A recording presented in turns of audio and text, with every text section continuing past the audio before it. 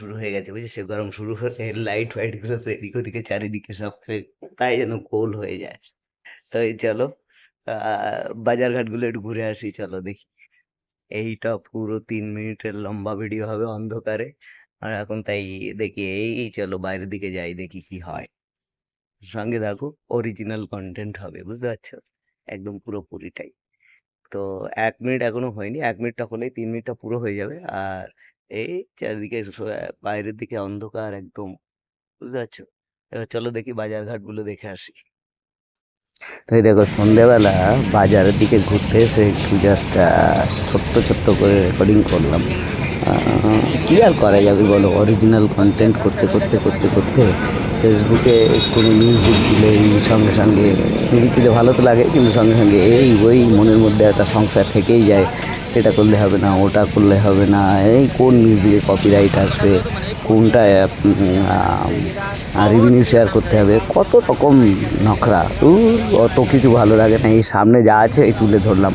ফেসবুকের এটাই ভালো। আরে বাপরে, গরমের সময় দেখো একেবারে উপযুক্ত জিনিস, লিচু, আম, কলা, আর এটা হচ্ছে মাস্ক মেলন। হ্যাঁ হ্যাঁ, তারপরে এই তরমুজ, এই একেবারে বিখ্যাত। বাংলাদেশে সবাই বলে কই রে, মধু মধু মধু, নাও মধু খাও। হুম। আর অ্যাকচুয়ালি সত্যি কথা বলতে কি, অনেকটা যদি তোমার নির্দিষ্ট কোনো ন্যাচ না থাকে, মানে নির্দিষ্ট কোনো বিষয় যদি তুমি কন্টিনিউয়াসলি না করো কোনো নির্দিষ্ট বিষয়ের উপরে ভিডিও, ফর এক্সাম্পল যদি তুমি রান্নার ভিডিও করতে থাকো, তাহলে সম্পূর্ণ রান্নার ভিডিও যদি না লাগে।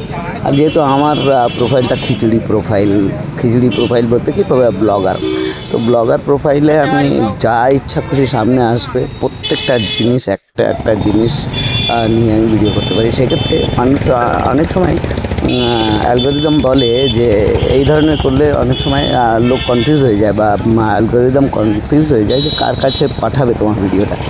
কিন্তু যাই হোক, তবুও চলছে এই আর কি। তো এই তোমরাও চাইলে এইভাবেই কিন্তু অরিজিনাল কন্টেন্ট দিতে পারো।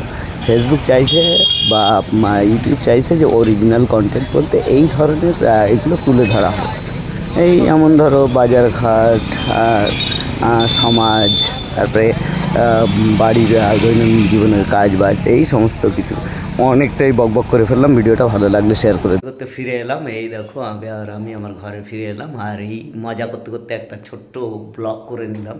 তোমাদের কেমন লাগলো ব্লগটা অবশ্যই জানিও কমেন্টে। আর অবশ্যই যদি ভালো লাগে আর এরকম যদি কন্টেন্ট তোমরাও বানাতে চাও মজা করতে করতে বেশ কিছুটা সময়, তাহলে বেশ ভালোই হয়, ভালোই লাগে মোটামুটি। আশা করি তোমাদের ভালো লাগবে। যদি ভালো লাগে তাহলে অবশ্যই ভিডিওটা শেয়ার করো আর কমেন্ট করো। আর চ্যানেলে যদি নতুন আসো তাহলে অবশ্যই চ্যানেলটা একটু সাবস্ক্রাইব করো। থ্যাংক ইউ, দেখা হবে আবার নতুন কোনো ভিডিওতে।